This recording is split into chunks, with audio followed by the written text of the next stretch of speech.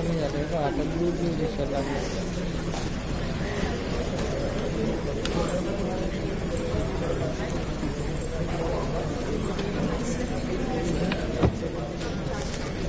Calvin 50 केलं तरी मग red येतो.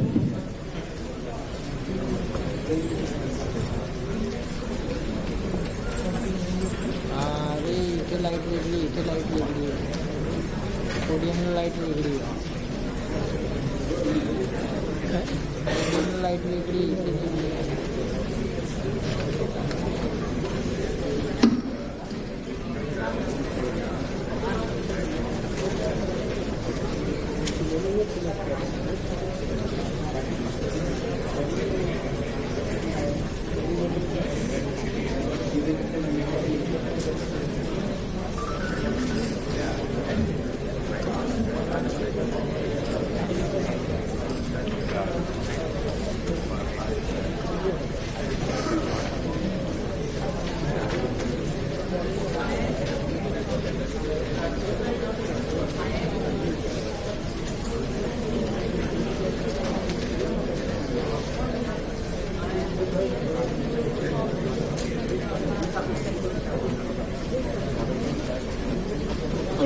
Good evening, everyone.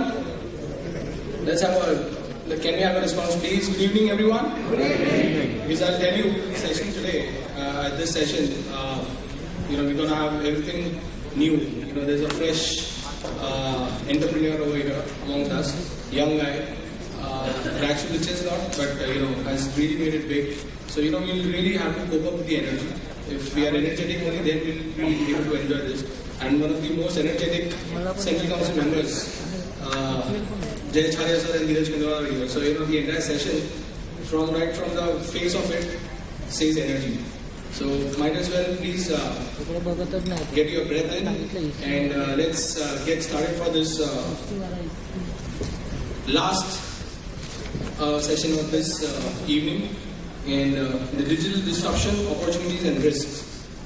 I would first request Dheeraj sir, the Central Council member and the chairman of the BFSI committee, to please address the gathering.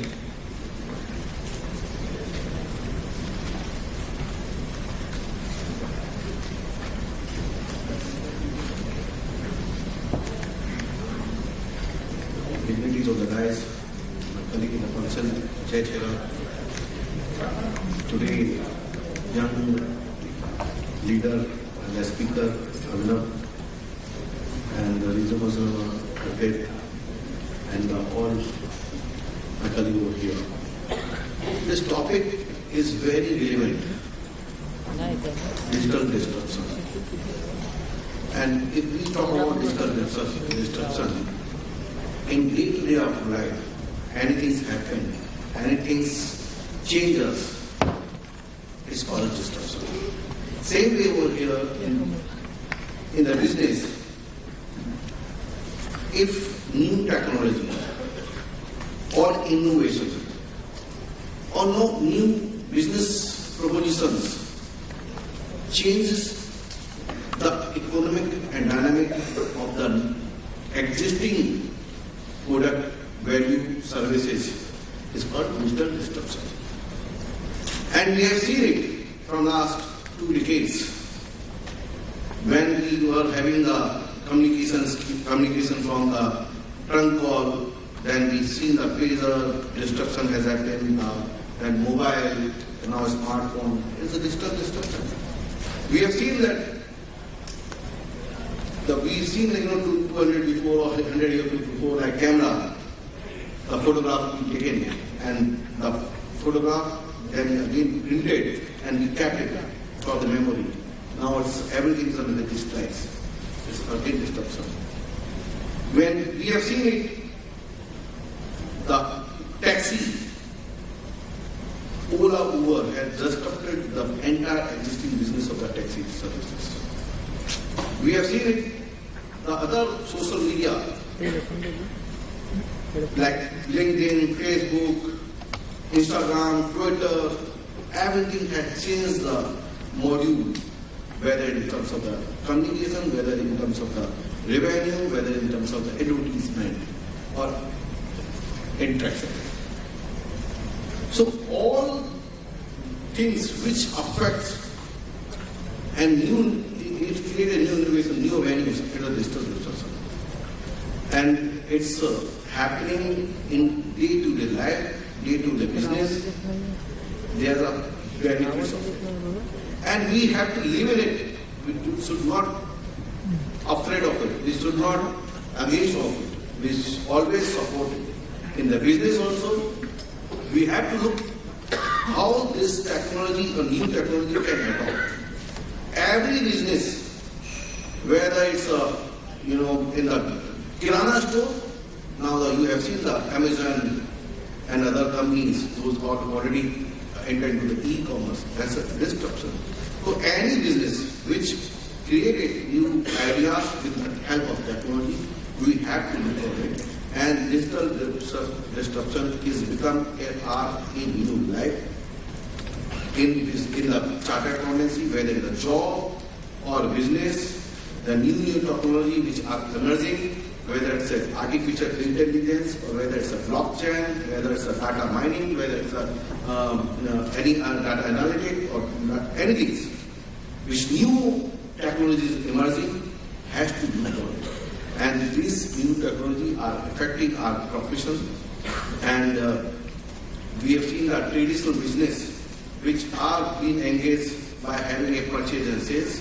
Now you can say it having a new technology like blockchain, being on the same on the platform, buyer and seller, you can buy that, you can have transact the business immediately, entire business going to be there, and there are no confirmations.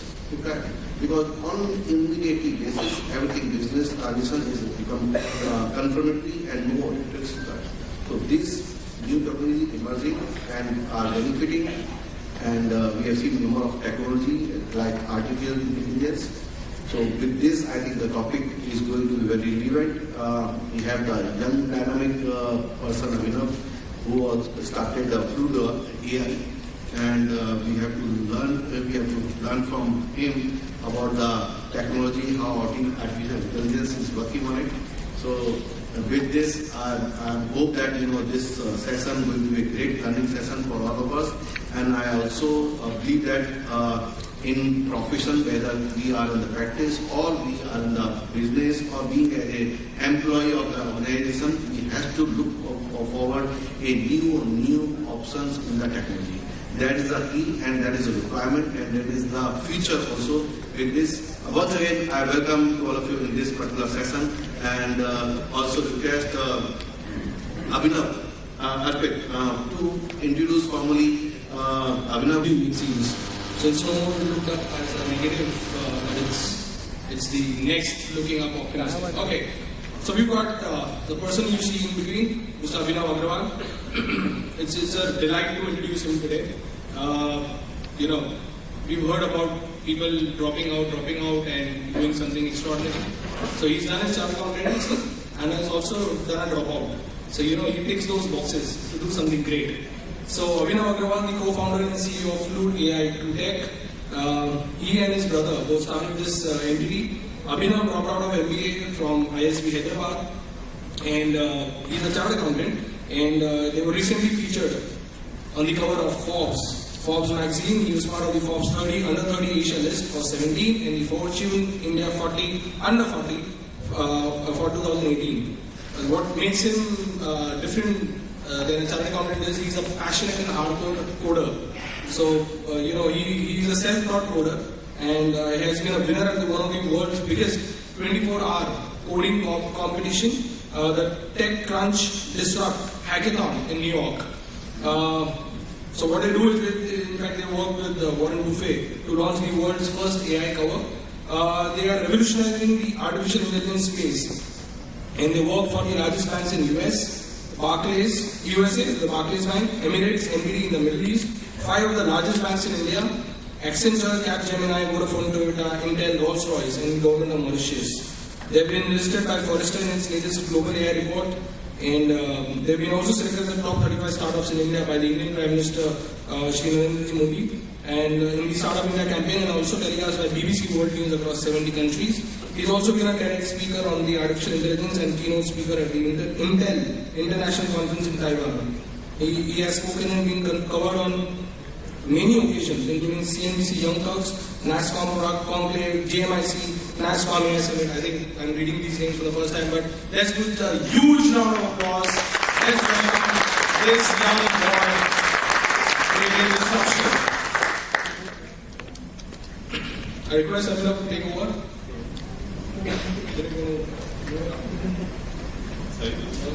Yeah, I think I'll move around as well.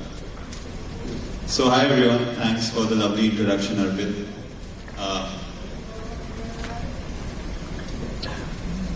Perfect. So I think there's a lot of excitement happening in both digital, in the AI space, and I think that's why we have a nice full room of people very excited to see how AI can be relevant, how digital technologies, how the disruption can be relevant in the areas that they work in.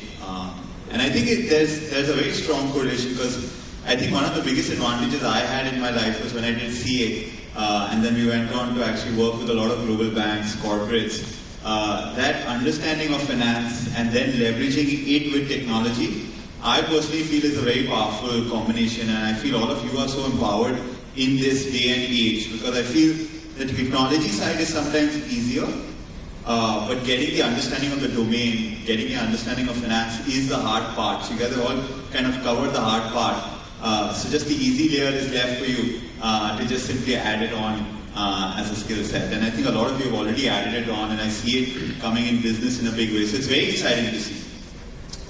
So what I was thinking we'll do is we'll try and cover some areas of where we see disruption in general that's happening over the next couple of years.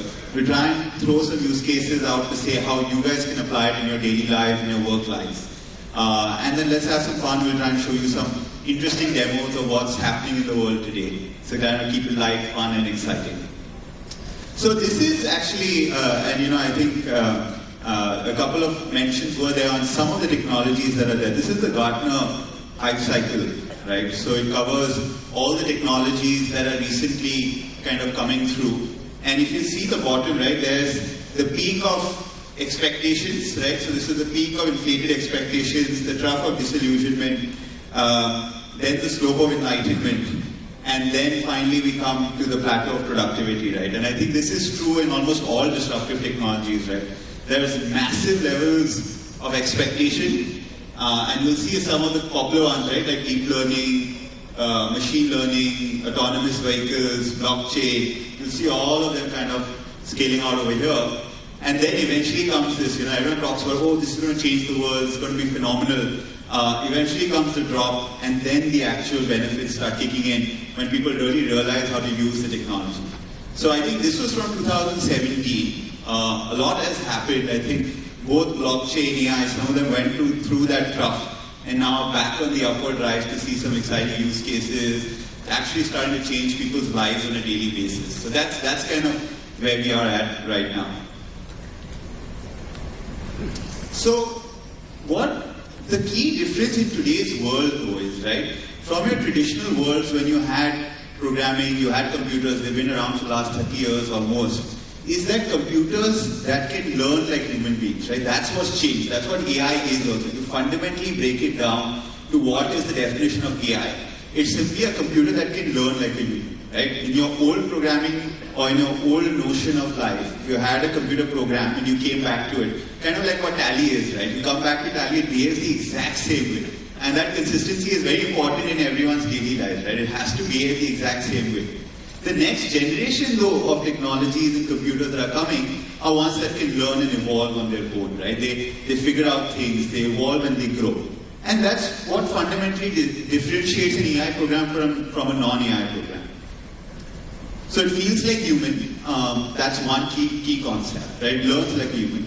And it can predict also, right? That's the key. I'm going to show you some very cool use cases. So there's one that I've kept, which is, can we predict the real-time markets, right? Can we predict stock markets in real time using data? So we'll have some fun around that as well. So before we get into all of that, I thought I'd throw up a simple example on the screen. There's two squares, and this is a very popular optical illusion. I think a lot of you would have seen it in your lives when you were kids, right? So we all know that, well, this one looks darker, this one looks light, but essentially it's the background that's causing the effect. So when you kind of remove the background, they're actually the same color, right? So standard optical illusion, we see it every day, we kind of see it, forget it. The interesting thing to though think about is that when I reintroduce back the background, it still looks like the top is darker, the bottom is lighter, right? I just gave you evidence to show you that both are same, right? Your mind accepted that evidence is true. Yet, when I introduce the noise back in the system, you kind of forget it, right? Your mind is not willing to accept that the two are the same color anymore. And that's what happens in our daily lives, right? When we go after disruption or we go after new age technologies, or even when you learn something in the classroom, it looks very clear, right? All classroom learning always looks like this, right? They're the same, it's very clear. And then you go in the workplace, you start applying what you've learned, and then suddenly things change, right? And that's where fundamentally we need to figure out how disruption works, right? It's kind of like giving a CA exam. In the exam, it looks very clear. Suddenly when you're auditing a corporate's books, everything looks very different. So that's one fundamental area, right? And that's why computers are a bit different, right? Because computers typically see the same thing rationally. Like a computer will see the top pixels, bottom pixels, same color, irrespective of background, irrespective of everything. And that's where computers have its biggest advantage, right? All AI algorithms, the biggest advantage is that they lack emotion. And the biggest disadvantage that an AI algorithm has is that it lacks emotion. Right? At the end of the day, you're finally interacting with humans, you're living in a world full of humans. If you lack that emotion, it's going to be both an advantage and a disadvantage. And when you talk about this advantage, disadvantage, it's actually very interesting the perspective that you get. So, what essentially when you train an AI algorithm, how it works is very simple, right? You give it a problem. So let's say you give it a problem to do a particular prediction, or learn a particular behavior, or learn a particular process. It will fail initially. Then it will get feedback from the system saying, okay, what did it wrong? It will re-attempt, right? So if you needed to program an AI, let's say, to identify an image and see what animal is in an image, you would essentially show it millions of images of animals, labeled images, and it would keep predicting wrong and you would keep teaching it. Right? And it's called essentially an error rate. So the error rate is how accurate the AI is getting. So it starts at a 1%, goes up eventually, it starts at a 100% error rate, then keeps falling until we go down to 1%. Right? And the best AIs are the ones that initially have a very high error rate. They make a lot of mistakes in the start. But because they're making mistakes, they learn very quickly from them. Now when I take this whole AI learning process, and I add the emotional layer to it, what do I get when I call it an error rate? We humans call it failure. Right? It's essentially the same, but the connotation has changed completely. Right? And that's where the fundamental difference is. Right? Today, if you fail, let's say a CA exam, right? If you fail an IPCC, you fail your CA final, today people label you as a failure. Right? But at the end of the day, the guys that fail the most are the ones that sometimes end up succeeding the most. And that's where we fundamentally make a mistake when we talk about disruption. Because when you're attempting disruption, when you're attempting to change and to innovate, you are bound to fail. Right? Because the process is harder, you're going to fail. But if you treat that as a failure, you're never going to succeed. If you treat that as an error rate to a much larger process that you're accomplishing, you're going to do wonders in life. Right? So it's a very subtle difference. It's a subtle difference of prejudice and emotion that you need to remove from your daily life. So that's why computer algorithms are very different, right? At the end of the day, they have no emotion when they do these predictions. They see the data raw, they don't bring in their prejudices from the past, they don't bring in that background of that Rubik's Cube from the past, and they make fast decisions. Right? So you can take advantages where it's required, and there are going to be some disadvantages of it, right? Humans are going to far exceed AIs when it comes to emotional intelligence, emotional understanding of beings, right? And AI simply sees you and me and says, okay, I gave him X and he smiled, that's a good thing, right? But a human understands to a fundamental level that this emotion, how shallow it is, or how deep is this happiness that exists. So my journey was, like Arpit mentioned, very similar. I did my CA. I always had a passion for technology and coding. So we kind of got into the space. And the biggest advantage that we had, like I was mentioning, was that background mix of being from the financial domain as well as having a tech understanding kind of allowed us to actually break and work with a lot of the top banks globally. And that interdisciplinary domain is what we are seeing fundamentally in the industry today, is allowing people to be disruptive. So I think the fundamental thing that everyone should go back and do is actually look at making themselves interdisciplinary, right? And it doesn't necessarily mean that finance and tech two disciplines. It could be any sets of interdisciplinary technology or areas. So what exactly is being disrupted here?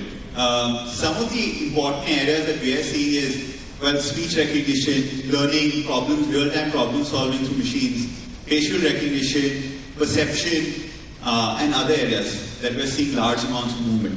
I think the biggest in finance has definitely been real-time analysis of data and making faster decisions on top of the data that exists.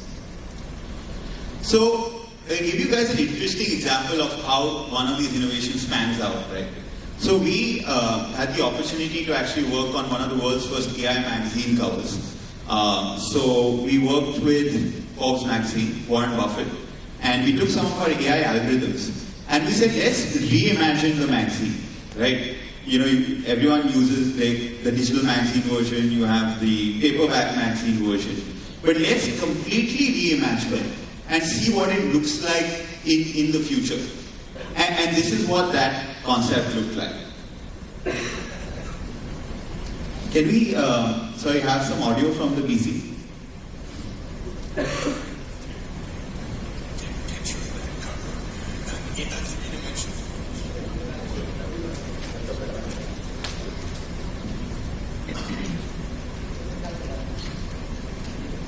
It was working earlier. Intelligence magazine cover.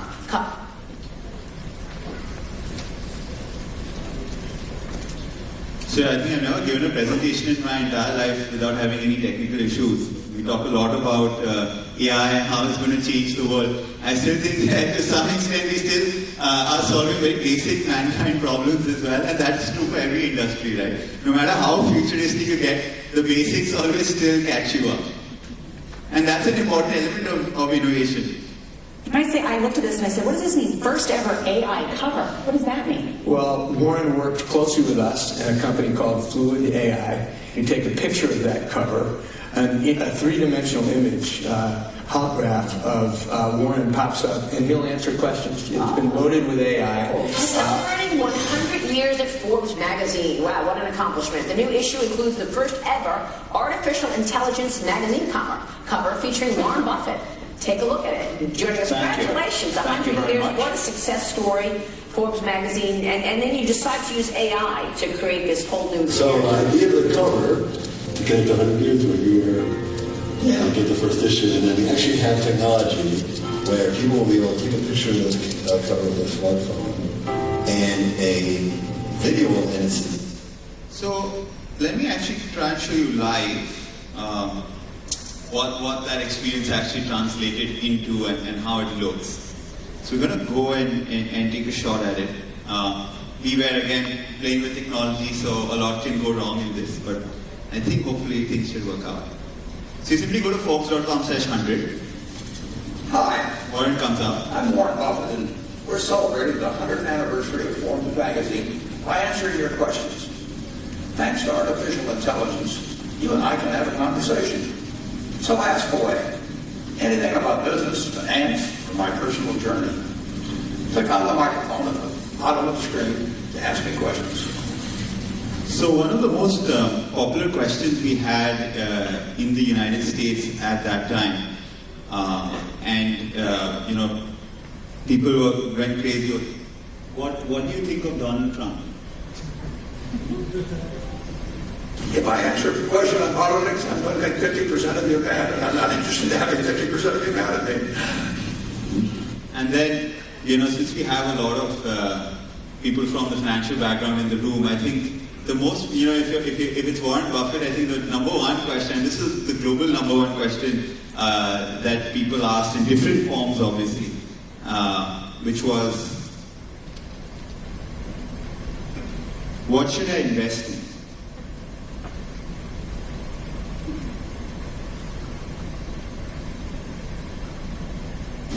Invest in yourself. You can't beat it.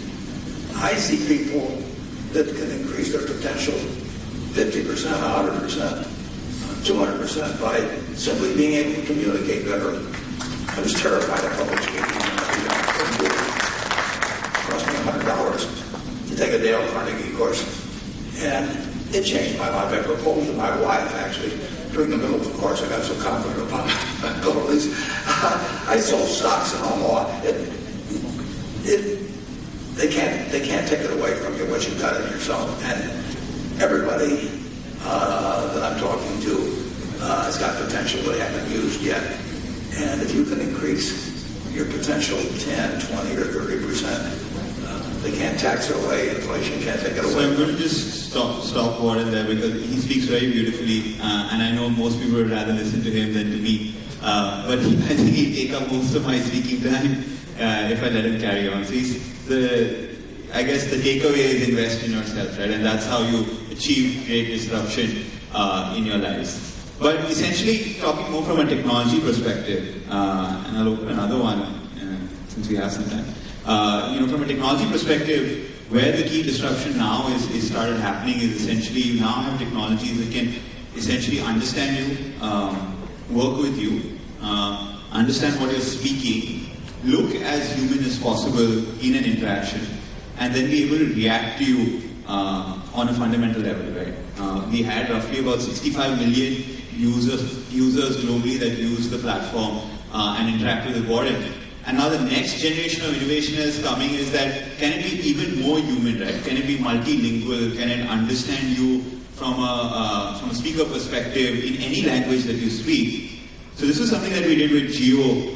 It's completely powered by our capability, but essentially allows you to do the same interaction that you did with Warren, but the paradigm being that it's local language, it's Hindi, so you can actually speak in any form that you want. So, that's a bit slow today. So I think internet is another thing that we need to solve for when we keep moving with disruptive technologies. So the capability that we are seeing a lot of brands, a lot of organizations take up now. This is just a quick demo, but it covers a lot more of what's now capable. So I'll quickly show you this before I kind of start covering areas where you can apply. नहीं देखी तो अभी book now button पे press करके tickets book करें। और अगर movie देखने के बाद आपके कोई सवाल है तो go ahead choose the language option and tap the mic button to talk. आप कैसे हो?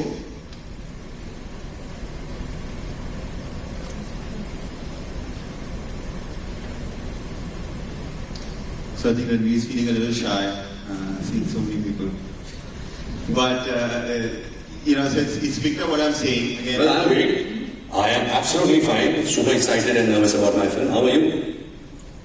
So you can have these fun interactions on these platforms. But what we're essentially seeing as a result of some of these capabilities is that the ability to understand language, which was earlier not there in computers, right? The ability to understand language, the ability to be able to understand unstructured content, and to be able to respond in an unstructured fashion is what the next generation of AIs are capable of.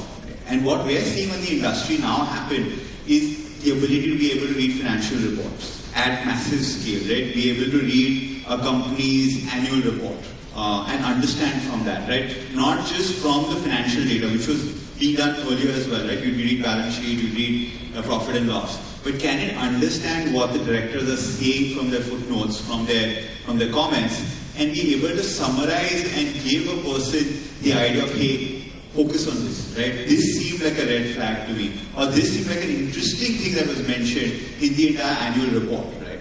So imagine sitting in for an audit, and before you start the process, you throw in, let's say, last 10 years of annual report data, and suddenly what spits out to you is obviously the numbers, but that anyways every organization has very structured. But what spits out to you is interesting notes of summaries, like one para from a 100-page annual report that suddenly tells you everything you need to know for that year, right? Cover summary. And that's what we do, right? It's just that someone actually physically goes there, sees that report, manually processes it, understands the English, understands the language, and then takes it out from there, right? Takes the summaries out, takes the concepts out, and then presents it.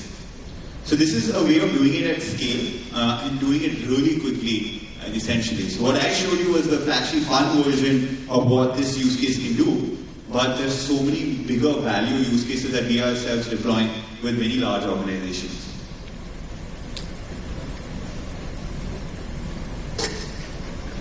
So the earlier generation of everything that we worked on was all about content, right? Can we store content? Can we maintain content in an organized fashion? The next generation of disruption then said, content is there, but we want knowledge, right?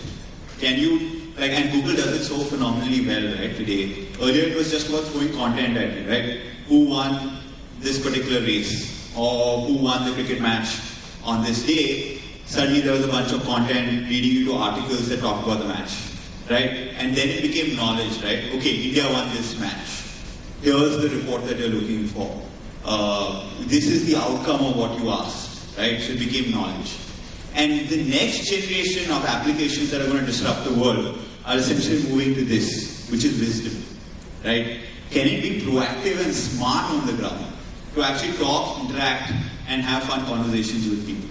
Right? Can it not be this static platform that's just passively answering questions to me? But can it be disruptive enough to actually ask me questions, right? Can it be that auditor or that agent to actually ask me questions and ask maybe a director saying, hey, can you give me these three information? I saw the annual report, this is what I found, seemed a little off. But now comes the key question, right? Giving you cool examples of how it could actually take up a lot of the effort. But the way an AI is programmed is it's horrible at making, let's say, a few unique decisions, right? That humans are far better at least foreseeably for the next 10, 15, 20 years. The unique decision, right? If I have to make, let's say, 3 decisions a day or 5 unique decisions a month, human will surpass an AI massively. But I have to make small repetitive decisions again and again and again. So let's say 1,000 decisions a day, which are very simple and repetitive, right? Does this match this? Does this match this? Does this text seem that is interesting? Does this text not seem interesting? And do that, right? So that's the part that's going to get disrupted first. The repetitive decisioning, tasks that seem very similar and structured in nature, AIs are going to take that over. But that's a good thing, because suddenly the human can actually focus on the right thing, right? Instead of having a team of auditors that just focus on base data accumulation or base data findings, right? They have all the information in front of them, and then they're actively making the right decision. They can actually find out a lot more within the organization, right? Suddenly the base grunt work is kind of gone. It's kind of like a teacher in an exam, right? A teacher's role is essentially twofold. One is to teach students, and one is to examine them when they correct their papers, right? And I feel I've given so many CA exams, and I know the kind of stuff I've written in my paper, and I'm hoping that the teacher who's going to see like 1,000 sheets of the same answer actually finds some difference to give me that extra mark, right? So that role of correcting is going to get disrupted. That role of teaching will never get disrupted because it's so complex. And you need to adapt to each student's capabilities. You need to be able to understand different situations, different learners at different levels. Suddenly the math becomes too complex for an AI to comprehend. Right? But saying whether this answer seems similar or seems correct to the question that was asked in context on a written paper, it could do. Right? So look at it from that perspective, right? What jobs can it make easier so that you guys can then go out in the world and actually leverage the capabilities in a better way. So what does the future look like? And before I kind of jump into this, I always love sessions that are more interactive and where we exchange a lot more because I don't just want to be someone standing here and throwing a lot of information at you. If there are any questions, I'll quickly open up before I continue. But any dying question, maybe 1-2 questions we could take, just to get a feel of what the audience is thinking. Any areas you guys want to specifically take the conversation before I continue. We have a question there. This might seem a bit off, but your technology is really disruptive. But what about the job losses that will come with it? Perfect, awesome question. No, so a question for everyone that couldn't hear is, the technology looks very disruptive, but what about the job losses that actually occur, right? And great question, very valid. What we've actually seen in the industry though is very different, right? So if you go back, let's say, maybe to the 1980s, okay, bank branches were a big thing. And the biggest role of an agent in a bank branch was what? Taking cash, giving cash, right? Take a check, give cash, debit cards and all, I don't know whether they were there, but it was all about cash, right? Handling cash and maintaining cash. The ATM machine came, big hue and cry in the banking industry, right? This machine is going to come, spit out cash, do everything. What is the guy in the branch going to do? Or what is the girl in the branch going to do? They're going to get fired, right? But actually, if you saw the data, in the last 30 years, people in branches have increased by 20%, not decreased. And the reason that is because the role changed, that's all. Right? So from being this person who was doing this mundane job of taking cash and giving cash, she or he is now someone who handles your relationship. She upsells you on products. She or he guides you on 12 to 15 products that the bank offers. And if you have an issue, typically go to your branch manager. Right? So therefore, that whole role changed. It actually became way more important than what it was. Right? Otherwise, the branch guys didn't have any time because they were so busy with the cash process that suddenly when they got freed up from that, they could actually do intelligent things and take things to the next level. So similarly, I feel that even with this generation of technology, when we actually work, we've launched AI-powered contact centers. I'll show you a sample of that as well. It's true that people are suddenly having to reskill themselves and change their role. But from following simple flowcharts, they're now making active decisions in that. Right? They're adding more value to the organization. These organizations are growing bigger, scaling faster, and jobs are therefore increasing rather than decreasing. So it's actually a very interesting conundrum that if you look at it. Perfect. So maybe we'll do one more question, then I'll carry on, and then again we'll open up for questions. Okay, so we'll do two, since both people seem very eager, and then we'll come to the back afterwards. Sure. Correct. No, so I was actually comparing the increase. Right. Correct. Right. So what I was comparing was the number of people, average number of people in a branch. So as the population increased, the number of branches increased, but the average also increased. So instead of having a bank having, let's say, 5 people in a branch, and let's say, sorry, if you had 5 branches, you had 5 people in there. Now suddenly there are 6 people for every 5 branches. So from an average perspective, if you look at it, that population increase is factored in the average. Yes. Yeah, I have a question. Okay, sure. So you talked about the AI aspect and Warren Buffett and you showed the video. Correct. So I have got one question on security aspect of it. Like we have seen deep fakes and Elon Musk has famously said that he's worried about AI. Right. So what do you think of that aspect? So I think it's completely right? It's just that perspective changes with time, that's all. And we'll just close out for questions now. I'll carry on and then we'll come back. So we'll come back to you as well. Apologies for that. So yeah, just coming to your question is that our perspective changes, right? So when the car was invented, people, if you look at someone who has an accident today in a car, you say he died in an accident, right? When the car was initially invented, people had said, oh, what if cars end up killing people, right? Perspective changes. Same thing I said in a different perspective. The car killed the person or the guy died in an accident. So as more and more AIs come up, you will obviously have the good and the bad. At least the way we see the trend of the industry go, like the industrial revolution, like other areas, the good will be much larger, but the good will result in a small percentage of bad. Which is true with everything, right? From a cutting knife, you can cut fruits with it, you can kill someone with it. Right? But the percentage of people that cut fruits are much higher. So let's hope that the AI, at least for now, is going in that direction. There will be fallbacks of leveraging AI in the negative way as well. But at least for now, we see the positives far outweigh the negatives. So carrying on, what is the... No, I was just asking you that 1% error rate that you are factoring in.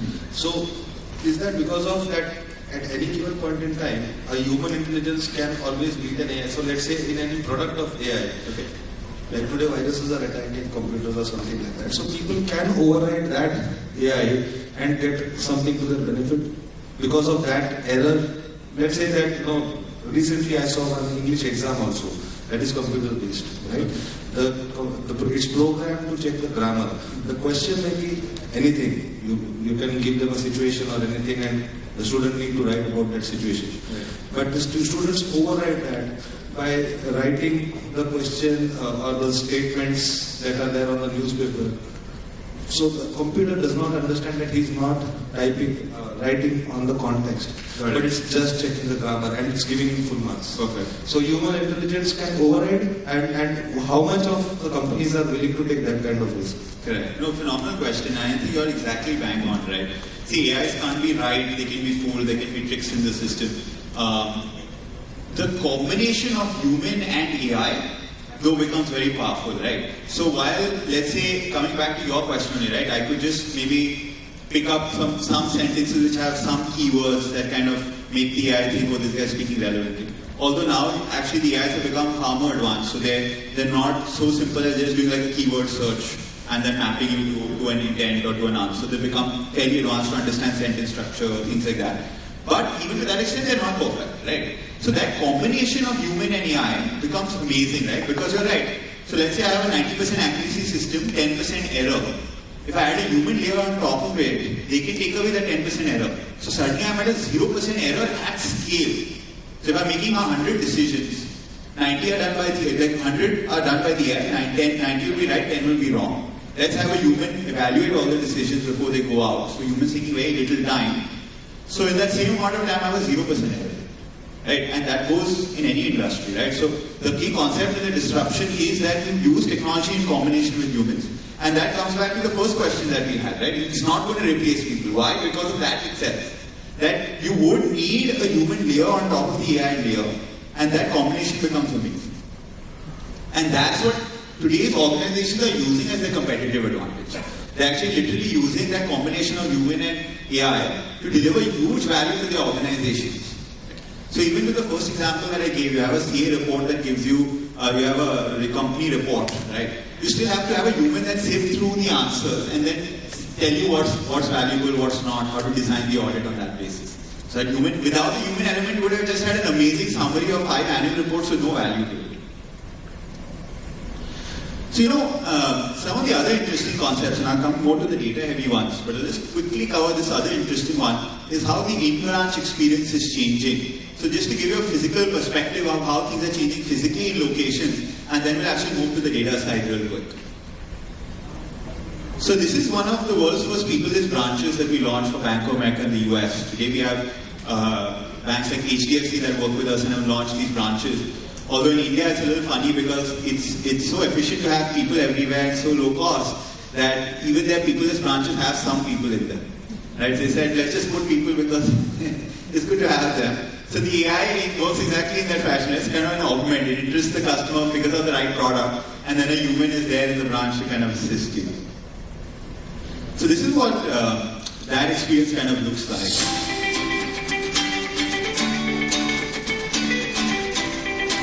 Welcome to the Branch of the Future, powered by artificial intelligence from Fluid AI.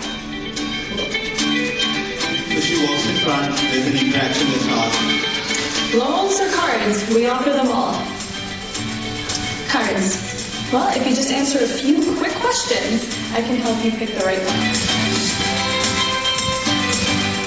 Do you book your airline flights online?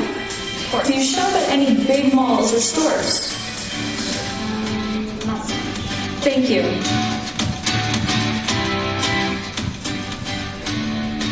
Get your card in an instant. Just hold on a moment. Let me take a quick passport-sized picture of you. Real-time KYC that's happening of the Can you flash your national ID on the arrow so I can quickly scan it?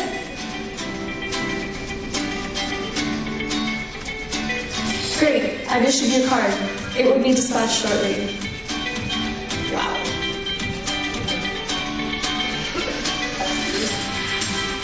Just turn your head to your left or your right to view the place. You can also step forward or step back to zoom in and out of the place. Check out this apartment that's available in your locality. It's available for $50,000 as a down payment. Let me know what you think and I'll help you get a mortgage for only 4% of an interest rate. Raise your hand to register your interest. Great. I will get a specialist to work with you. Simply call the number on the screen and we'll get in touch. Okay, actually, I'd like to talk to someone. So this is where the human element comes in, right? You go to the bank, talk to someone as well. You can ask me any query you have and I will answer it to the best of my capability and my knowledge. Do you have a girlfriend?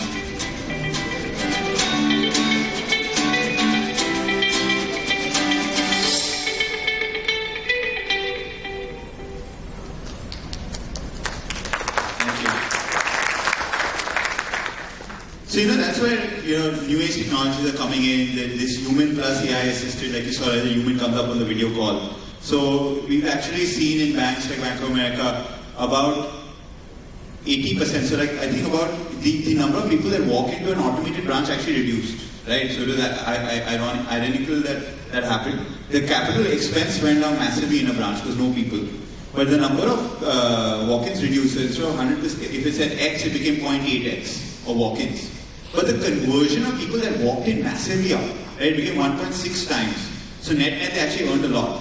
Because the AI would actually have a quick conversation, figure out the right product for you. It was learning constantly from customer data. And then at the same time, it would bring up the specialist when it felt the customer needed that human support or handhold to close the deal. Right? So that combination was phenomenal. And another interesting thing that happened with them was that it actually started pitching a lot of education loans to people that are above the age of 18 and was succeeding very well. So when we analyzed the data back, what we realized was that in America, a lot of grandparents inquire about their kids' education, right? And they want to pay off for their grandkids, which is why they were inquiring for education loans, right? So just analyzing the data and having the AI make smarter decisions by just seeing the behavior in each branch. And this was more popular across branches near universities. So it just becomes a whole smarter infrastructure. So imagine if your infrastructure could be that intelligent, that's sitting on top of large amounts of data, whether it's financial data, online data, text data from even as, I'd say, unverified sources like Twitter, right? And help you understand and make smarter decisions in your organization or better decisions when you're auditing another organization. It's just phenomenal as the capabilities that you can build up.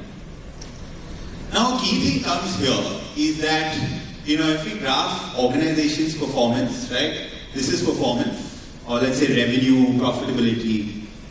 This is time, right? On the x-axis.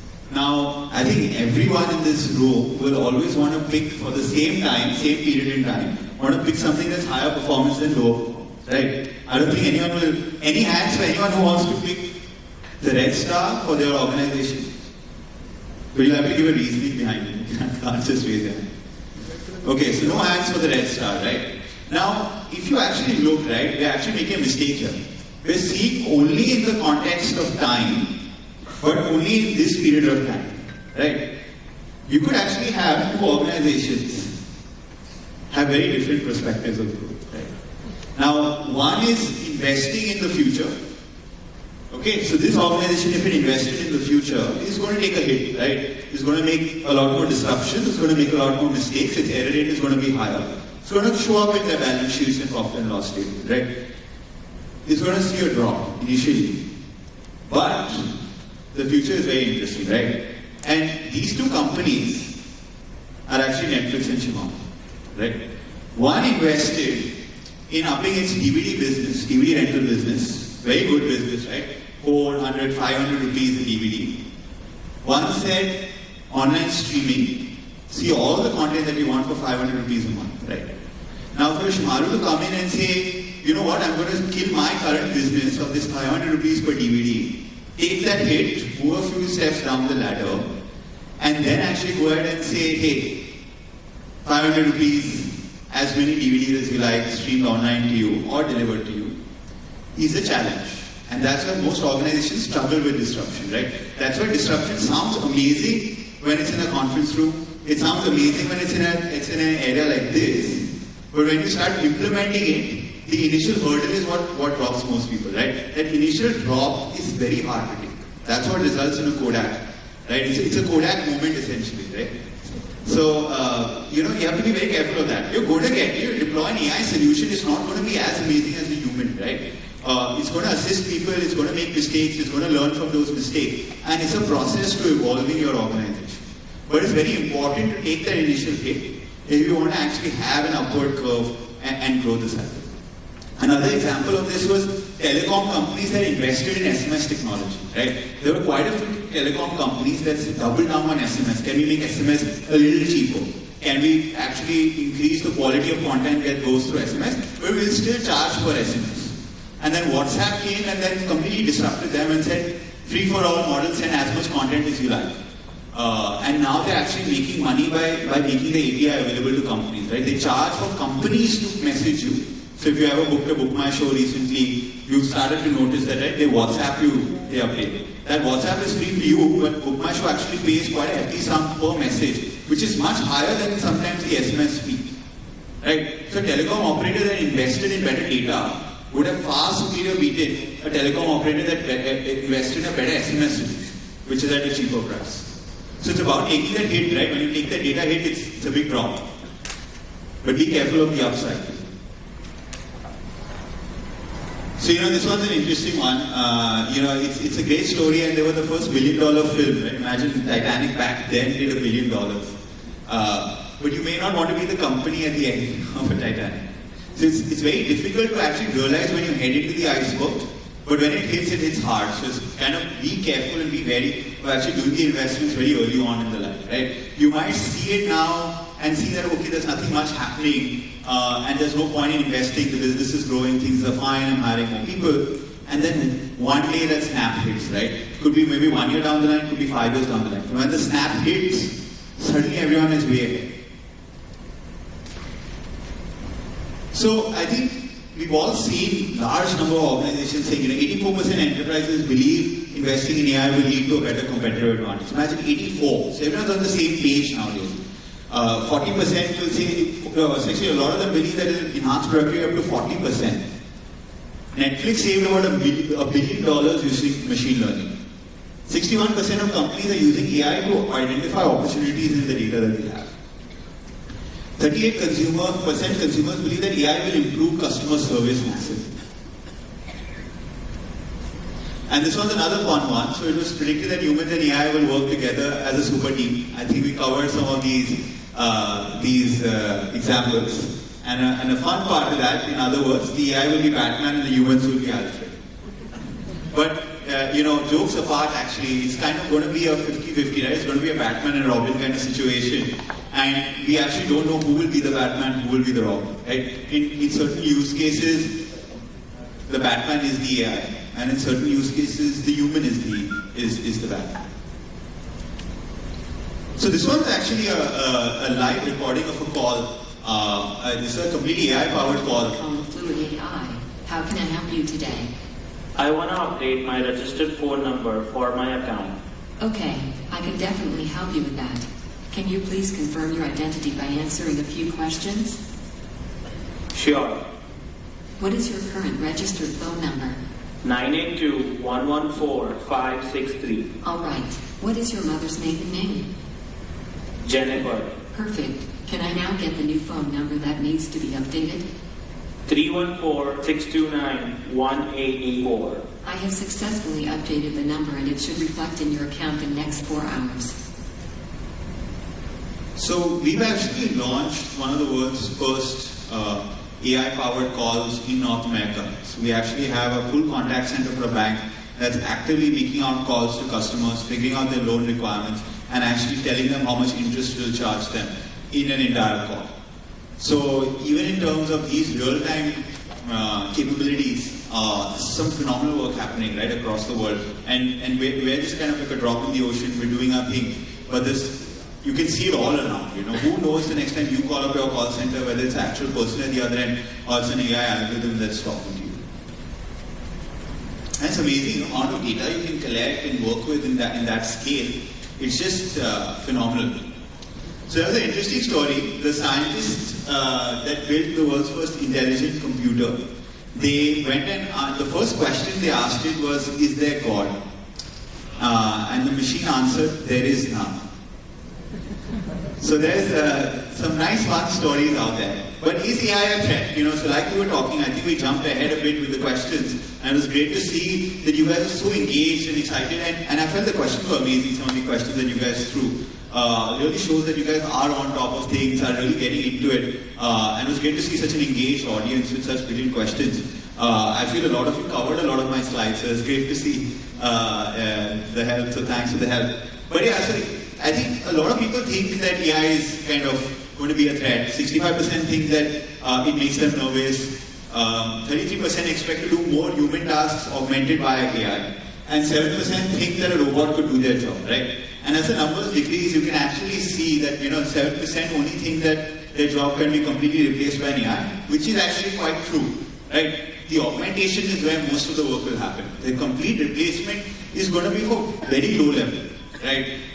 Very mundane tasks, very paper pushing, pencil pushing, very simple ABCD tasks are going to go completely. The rest are going to be augmented in nature. And one of the last things I wanted to cover before we close off was that this is a very interesting story. So you're going to go back and say, okay, let's analyze and use our data better. You might use an AI algorithm, you might use a simple algorithm, right? There's no harm. Today's disruption is not just about saying, let's use the coolest technology out there. Even if you just take the data that you have and use it and analyze it smartly, you can get huge gains, right? So first level gain is, in fact, we counsel a lot of organizations that say, it doesn't necessarily mean you have to use AI just because it's a buzzword out there, right? Sometimes it's about, if you're using AI for a very simplistic use case, it's almost like you're trying to kill an ant, but then you're using like a superpowered bazooka to kill it, right? Just use something simpler. So it's about leveraging and being smart about the data that you have, and then seeing whether advanced algorithms can help you for it. Now, this was a very interesting use case. This was back during World War II. So all of you remember this, it's a very popular fighter jet. So the British Army, British Air Force Army, would fly a lot of planes in World War II over the English Channel, right? To France, to Germany for attacks. And a lot of them would return. A lot of them would get shot down, a lot of them would return.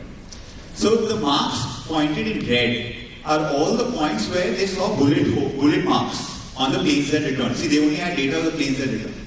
So they saw all the marks, right? And they said, okay, perfect. They went back to the engineering team and said, wherever the heat map of the red dots is high, please reinforce those areas so that the planes don't crash, right? They can support more damage in those areas. So typically, most of the shots are going there, right? Makes sense. They did that.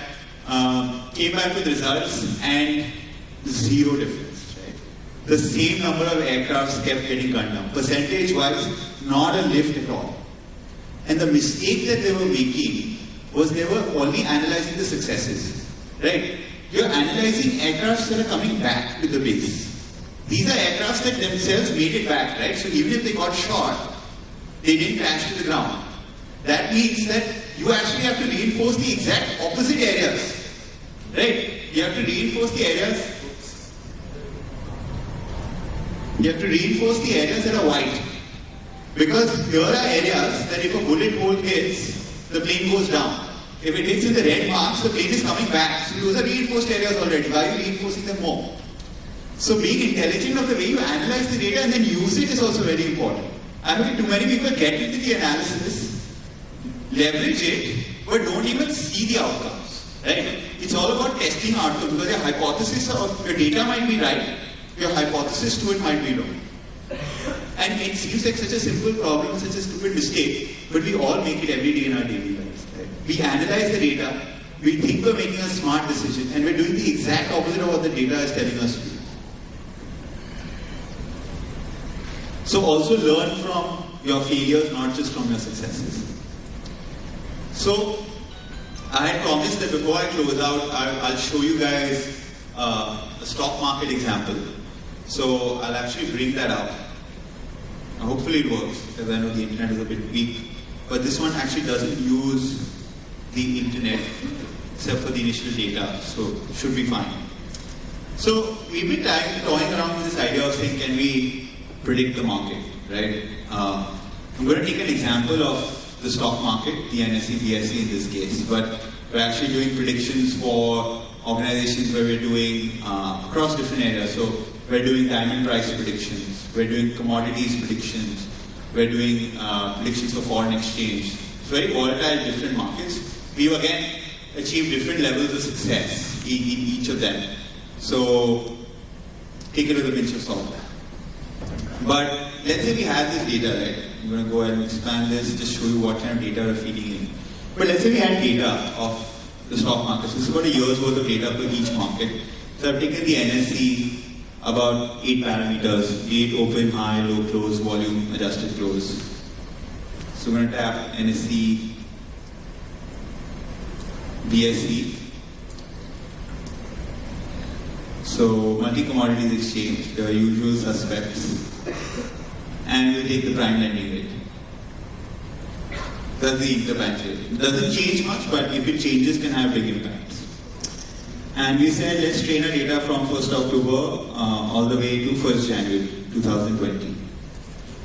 Right, I'm going to go ahead, click start. So start learning from the data. The center is its error rate. So coming back to what we started with.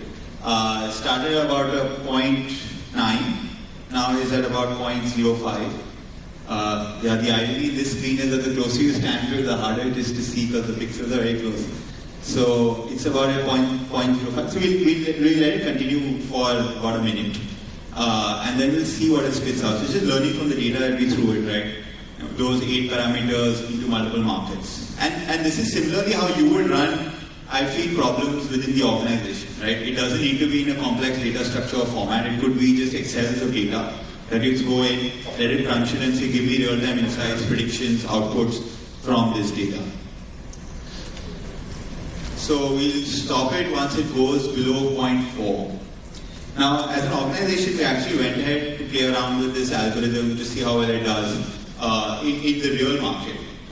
And there's some interesting insights and learnings from there as well. So I'll go ahead and stop it. Let's save the model that we created. Let's call it ICAI. And let's go and see if we can predict. So now we'll predict, let's make the period remote. So from 1st November all the way to 16th, right, 15th or 16th. We'll feed back the model that we just created. And let's see how well we did. So I've done a prediction. Let's export this prediction. And we'll call this results ICAI. A copy of the path so that we can open it. And let's see how well we did. Okay. So I'm going to open the document that we just created, which is this one. So created at 4:52. And let's see what it has to say. So obviously the predictions are not going to be amazing because we trained it only for I think a minute on the algo, and we showed it lesser data because I was running it off my laptop. So I didn't want it to start sparking in the middle of the presentation. So this is what it's showing for the NSE. We blow it up.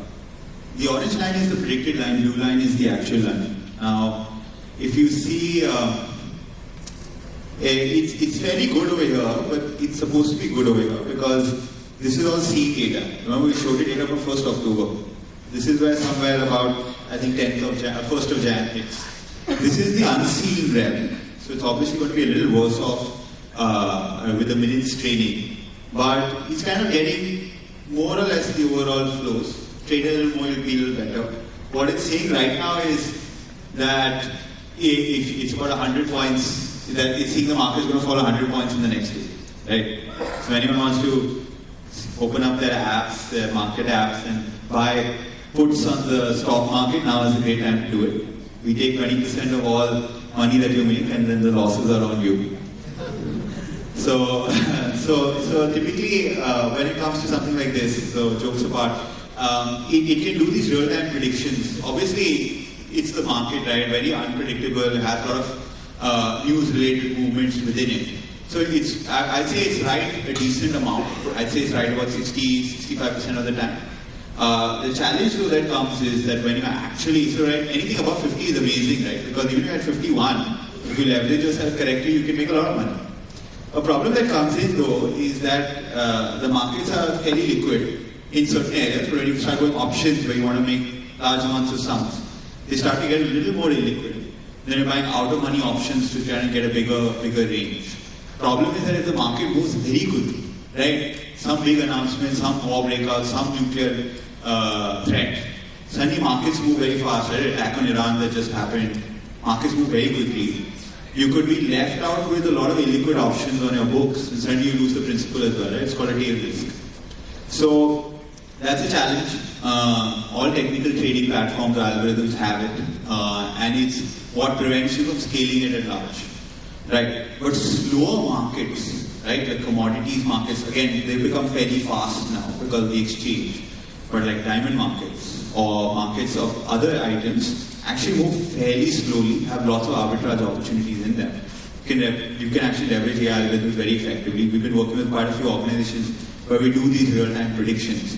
And fundamentally ourselves, we've actually started doing these real-time predictions on stock markets from a long-term perspective. So the Warren Buffett style of value investing where you invest for a 2-3 year period. So we have the AI analyze lots of financial data of organizations, lots of unstructured data from the financial reports, and try and give us out a list of top picks that it takes for the next 2, 3, 4 years, and then you hold them. That's something, again, we kind of a test and learn approach, right? The error rate seems fairly low, it's doing fairly well, but you obviously need to test it out over like a 4 years, see like a big dip in the market, and then see how it's performing to other PMSs. So it's a process in place, it's very interesting, but it's constant evolution kind of around it. And who knows, this might be right for tomorrow.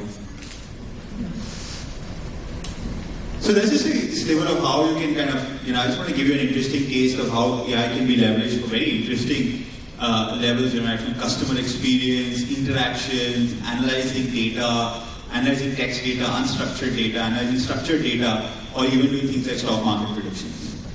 And I'd just like to close out by saying that, the tin can was invented somewhere in the 1810s. Something that's become ubiquitous with holding food at that time. And does anyone know when the tin can opener was invented? Any ideas? It was very incredibly hard to open these things, right, back then. And it still is, right? If you ever get a tin can, probably using a knife or something very complex. So tin can opener was invented in 1858, right? 48 years, for 50 years approximately, it has taken mankind to figure out how to open a tin can easier. Right? You figure out how to put food in it, how do you open it and use it? People said figure it out. So around 40 years, 50 years it took us, right? So the first time people actually started holding digital data on computers was something around 1970, right? That's when 1970, 1980, that's when the big innovation on Apple II came out, and that's when the whole digital journey of holding data in computers started. Who knows? It's been about 50 years, right? So is AI that tin can opener? Maybe, maybe not. We will come to know as time progresses. Thank you.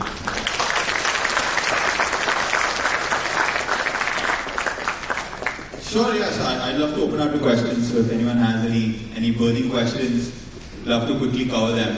And thank you. Humans, you feel threatened.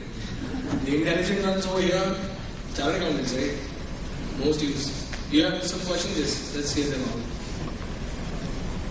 See, as a CA, after that, what do we study to learn all this AI? Is there any particular language? We have the finance background. How do we go into this? Do we learn Yeah, I think, post CA, I felt that with technology, the beauty is that everything is available online these days, right? You want to, especially with coding, there's so many resources available online to learn. It's just phenomenal the way the world is scaled. So, I guess my trick to learning was lots of targeted learning, so things that I was passionate about. I would do targeted learning, and I would focus on reading a lot of research papers, right? So research papers on AI, research papers on other techniques that I found interesting. So I think that's a great source of knowledge. So I was at ISP for a bit. I was there for about a month before I dropped out because the business was growing. And FLCA gave me everything that I needed to prepare me for the world. But it's just that, right? If you want to learn something today, the beauty has become that it's all available online. So there are quite a few courses, so the formalized courses. There's good sources in terms of research papers, and then there's just general targeted learning. If you find a concept interesting, like today you heard about AI, tomorrow you might hear about blockchain, tomorrow you might hear about how particular cryptocurrency is being used for smart contracts, right? So just research it, go deep in it, see lots of assets around it, and you should be able to actually work with it on your own. So it's actually very easy if you look at it. I think the institute also started the blockchain course. 6 days course is there. It's a residential course. It's in Hyderabad. So you can log in for it. We have the data analytic course also and artificial learning course. So institute is the first in the world in the accountancy profession which we started digital accounting board, and where we are taking this initiative. And I think 3 years before, we already had number of programs on the blockchain and artificial intelligence. So even you can have just log in the ICAI website, check that what the courses are available, and I'm sure that's also going to help you after the research paper. You can have also this attend these courses. Yeah, I think that deserves a round of applause for sure. It's great to see that the institute is taking such steps, because I feel that a lot of organizations, training courses, MBAs, they don't really cover these areas, and then suddenly there's kind of these massive gaps that you have in your training or learning. That I feel the institute is doing a phenomenal job. I wasn't aware of it, so it's actually great to see. I wish it was there 3 to 4 years ago when I was doing it, so it made my life a lot easier. The courses started in the last year. Okay. Earlier to that, we were having the 1 day or 2 days, seminars and programs on the various technology. Okay. But with last year we started the course. And apart from the last year, we started the startup things also. For the program. Where in the last year we got around 120 technological chartered accountants like you, who were in the various technology and in the artificial, in the blockchain, in the other different which uses are different. Some are in the fintech, some are the electech, some are in the agri-tech, and are different. So things have already moved in, and you are the one of the example. And I'm sure about it. A lot of people out here also use this technology and run on their business platforms. Awesome. I think undoubtedly, the institute is futuristic, and with central council members and people like these people on stage, we've been always thinking around what next. I don't know. IRCTC app अगर आप use कर रहे हैं, but anyways you're using artificial intelligence because of the confirmation probability. Only thing that is dispute is जो Diwali last year थी इस साल नहीं है, तो इस साल का, because I think that is the only gap in the AI prediction results. But that's happening. So we don't know. We are using AI so often, so much.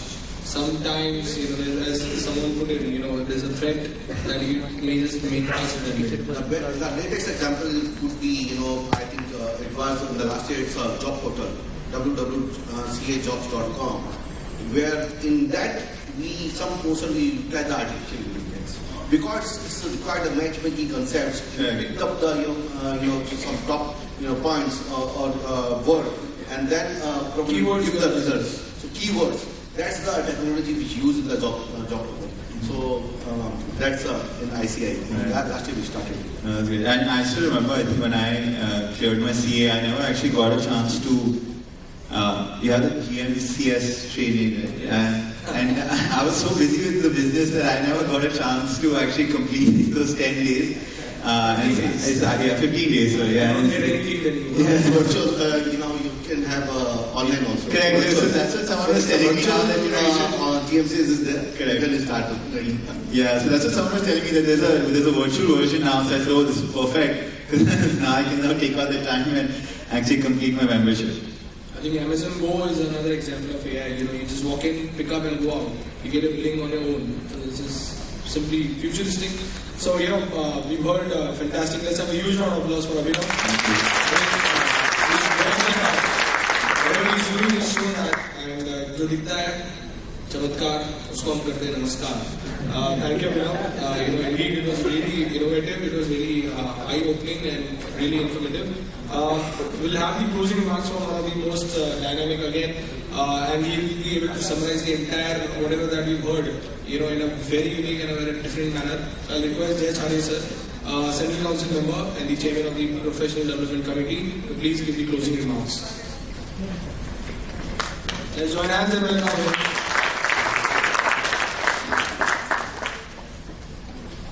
A very good evening to all of you. My learning council colleague, a very dynamic one, of course, you have listened to him, CA Dheeraj Khandelwal, my regional council friend, CA Ankit Kabra, and our today's speaker, Mr. Abhinav Agarwal, and my dear friends. Once again, a very good evening. And I'm sure this is a very interesting topic.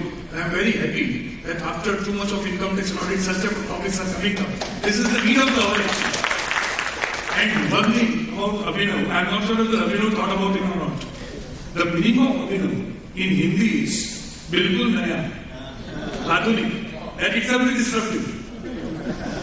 So he is the right person to speak on that. And friends, well, the topic would be digital disruptions. But there are two aspects of that. One is disruptive technologies, another is disruptive business models. While Arpit was talking about Chamatkar, see, if you only talk about digital technologies, we may feel it is Chamatkar. My point is, how are we chartered accountants going to use it and grow? So it is digital or disruptive business models, how we can convert it. And friends, believe me, we chartered accounting can be the best people who can do that. But before that, let us understand, we have learned some wrong notions. And you have to first remove them. Let me start with it. You already agree with me, ultimately quality wins. Yes or no? So there is a very beautiful book by Jack Trout, worth reading. On the first page of it is written, ultimately quality wins. And on the next page, it says, this is bullshit. Does it mean quality is not important? No, I do not mean to say. But, Dheeraj, can you tell me what is the difference between Levi's, Wrangler, and Lee? Which is a better quality? Probably you cannot. I am sure I cannot say. Maybe somebody sitting can do that. But then we have a psychological thing. If I am with Levi's, I will go for Levi's only. So where is the question of quality? I repeat, it is not so that quality is not important. But we have to look at a different perspective. Still, I am not very sure what is the difference in the quality of Nike, Reebok, and Adidas. But if I am used to go for Nike, I will go with Nike. So first and foremost thing is, this particular concept, why I am talking to you this way? Because many times, we chartered accountants talk too much about quality, and disruptive business models have a different perspective altogether. A few years back, if you talked about a camera, it had to be Canon. Even today, Canon and Nikon produces the best camera. There might be some other companies, but are you using that camera or Samsung? So what is the question of quality? Now Samsung cannot take the picture like a Canon or Nikon, but out of 100 people sitting here, how many will be regularly using Canon or Nikon? 5. So 95 people are using something else. Now this is where the business comes in, and this is where the opportunities comes in. So similarly, a few years back, for listening to music, which company would you go to? Sony. Today, once again Samsung. And maybe for computers, maybe you would be IBM. Today, once again Samsung. On the same piece, I'm doing my emails also, listening to songs also. So there is disruption. And I repeat my point. If I only talk about technologies, this is very important, you should understand the technologies. But if you only talk about technologies, if it is only chamatkar, then we don't use it to our advantage. Right?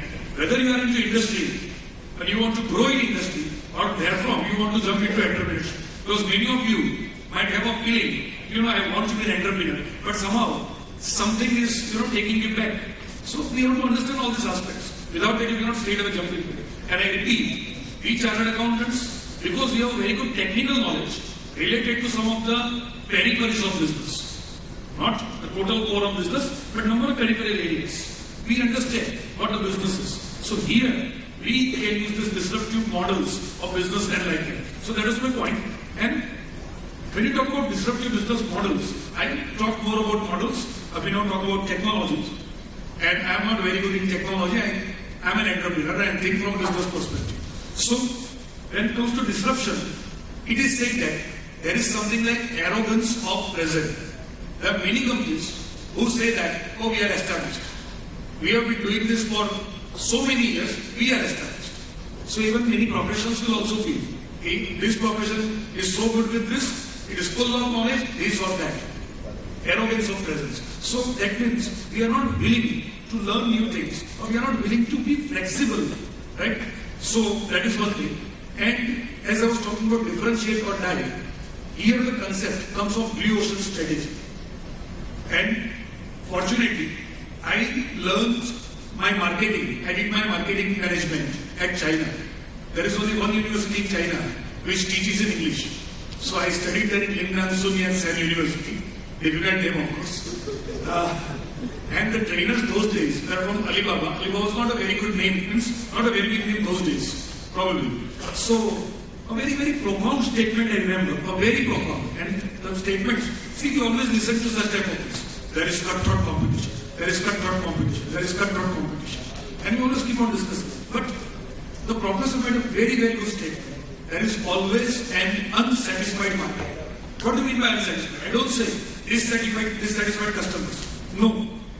At any point of time, there is one particular market which has not come to the knowledge of someone. Maybe there is a Facebook, Orkut is there, Facebook is there. Then you come to the new market, LinkedIn. See, there is some other market. There is one market which has not been satisfied.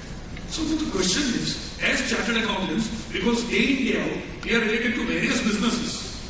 So we might identify a particular segment of market, and there comes innovation, there comes disruption, there comes entrepreneurship. So I'm trying to leave it with that. On disruption, the most profound book as I understand, and for your knowledge, like Dheeraj talked about the 6 days program that the DAB is having on various aspects of technology, AI and all. Similarly, at PDC level, we tied up with IIM Ahmedabad for 5 days, 15 days and 25 days program, particularly in management. Because what I believe, once again, technically we are quite good with different type of things, maybe tax or audit or like that, but along with that, adding flavors to the flower, technology, that technology dimension is also important and management dimension is also important. So then, we have one day is particularly for disruption. We have got 1 day for disruption. So even such a course is there. And many industries are promoting people to go for. So I think you can definitely take the benefit of such type of courses, short-term courses, 5 days, 15 days. It's very much possible for you all. So there, one day, there is a model, Clayton Christensen model. This model is more about disruptive business modeling. And the interesting thing is, in the good olden days, it was said that big fish eat small fish. Today, it is exactly opposite. It is small fish eating big fish. Because what happens? The big fish is taking care of one particular market. And because they are established, and for a number of years, there is a very big market share, there might be some other small segment which they are not interested. That is a small segment for them. And some other player, some incumbent enters into this market with very low quality. So when mobile camera came up, they come with a very low quality. Canon and Nikon or other, they could not even imagine, it's okay. They cannot use quality. It's an arrogance of the presence also, we like to understand. Arrogance of the presence. Fortunately, Canon and Nikon would not be affected because the size of the market has also grown, but the share has gone down. Right? If the size does not grow and share goes down, then you are killed. That would have happened with some of Kodak, examples that even. So, The new organizations come up with small setups, with low quality. And as I said, not everybody wants highest quality for everything. You and I do not require. You don't have to go to the best hotel of the city. You are okay with others. You don't have to go with the best clothes. You are good with reasonable.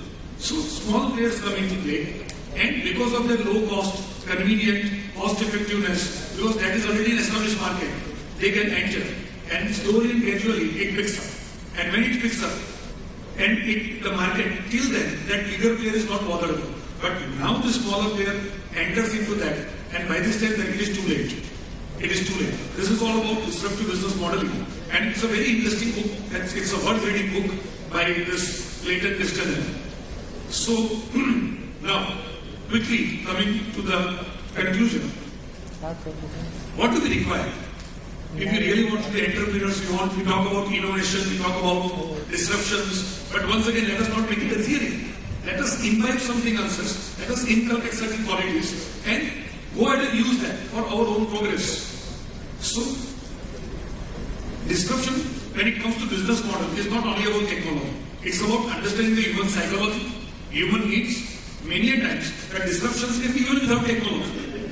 Even small things, which otherwise cannot be, are not very big technologies. But some particular human want is to be satisfied, and there is a big market for that. So one is understanding the human being, psychology. Another is, of course, marketing.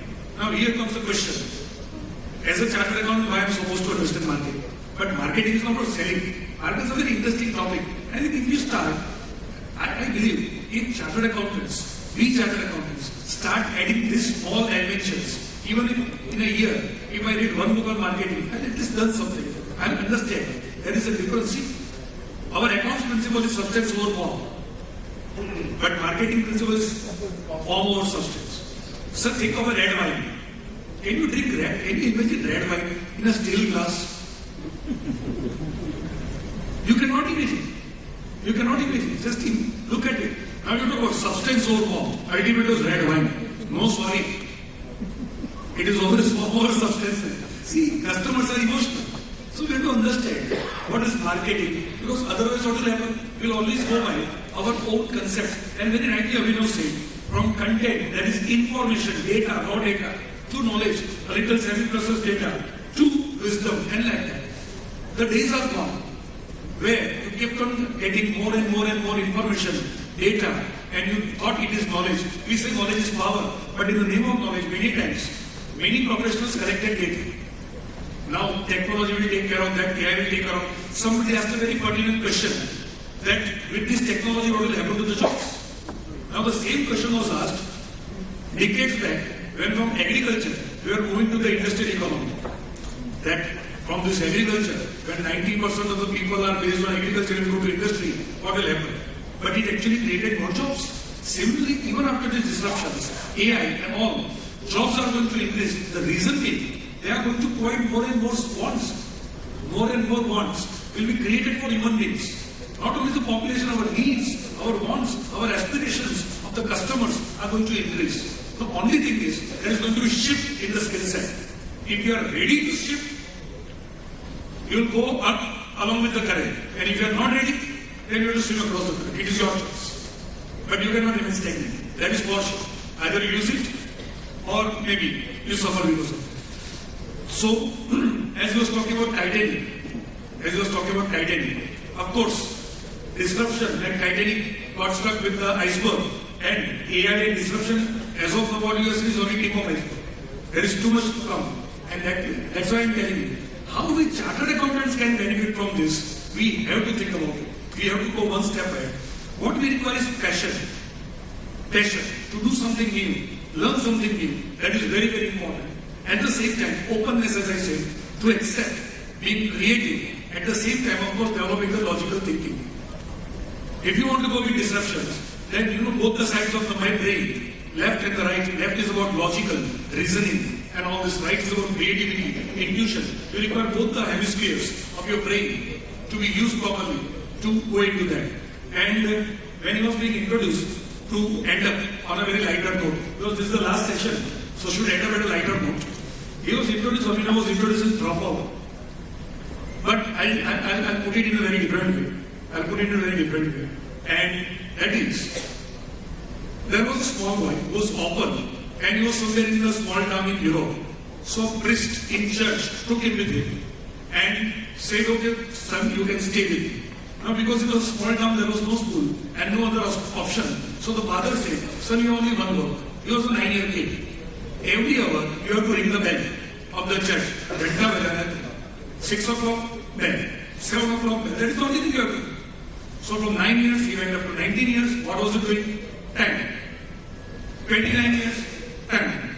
39, 10. That's it. Now the new Pope come up. Of course, it's a hypothetical situation, you can understand that. New Pope came up and he came out with a notification like GST. That now onwards we want to improve the quality of our cathedrals and churches, and that's why we want each and every person serving in the church to be at least graduate. Postgraduate will be something desirable by at least graduates. And all those people who are not graduated, they are given 5 years henceforth to complete their graduation, failing which they will be retrenched. Now the mother hand over this paper to that child, and the child said, okay, nothing happens. CP nahi kiya to kya hoga? He thought nothing happens. So he did nothing. So now he is 44 years. And one fine day, he gets a letter from the Pope's office that you are retrenched.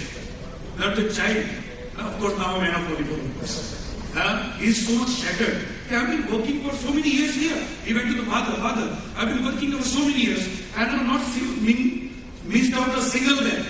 Look at it. The job which I am required to do, I know that. Why will you remove me? Sir, I am really very sorry. But you know, this is what the Pope says, and what Pope says it is what Jesus says. Sorry. So he handed over some dollars or pounds, whatever it is, and that man went out. Because he was so much with heavy heart, he said, oh, I feel I'm too much pressure. I want a cup of coffee. So he tried in a particular lane, he could not get any coffee shop. He went in another lane, third lane, fourth lane, he could not find a coffee shop. And then he said, oh, wonderful, I have some $56 or pounds, whatever it is. And this would be enough for 2 months rent. Why don't I start in the coffee shop? He started with, that went very well. On the basis of that, he replicated the model, second coffee shop. Therefore, he went to multiple coffee shops and then he developed the systems. He made the business systems, how to find out the other areas where such type of business can be done. And he had multiple coffee shops. From that, he came into food business, processing business, restaurants, and became a tycoon. A very, very well-known tycoon across Europe. So once he went to his own time. Now when the manager came to know that this great man is coming, manager rushed or ran out and said, oh sir, it's so wonderful that you have come yourself to the bank. I cannot believe. Please come, sir. And you don't require doing any formality, you just sign this. So he said, sorry, I cannot sign. Bring the stamp. And then the manager says, sir, I'm surprised, you are a tycoon, you are a big man, and you are not even graduate. I wonder if at this position you have gone up to this level, had you been a graduate, where you would have been? But dropouts is good many times.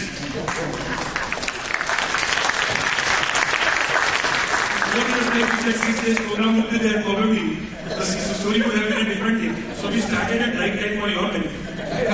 So anyway, I thank Abhinav for giving a wonderful presentation, and I thank you all for being with us throughout the day. Thanks a lot, and we end up this session here. Thanks once a lot. Request all to please join above for IT.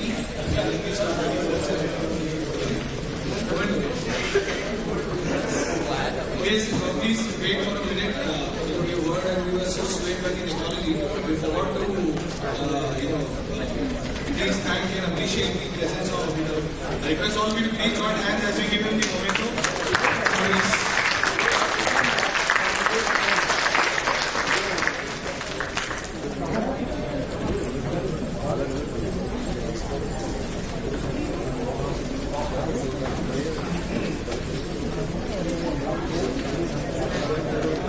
Thank you everyone. See you about the second room for the IT.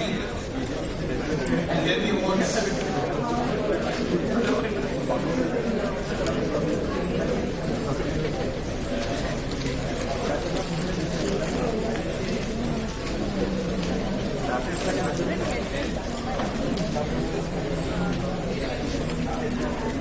Thank you.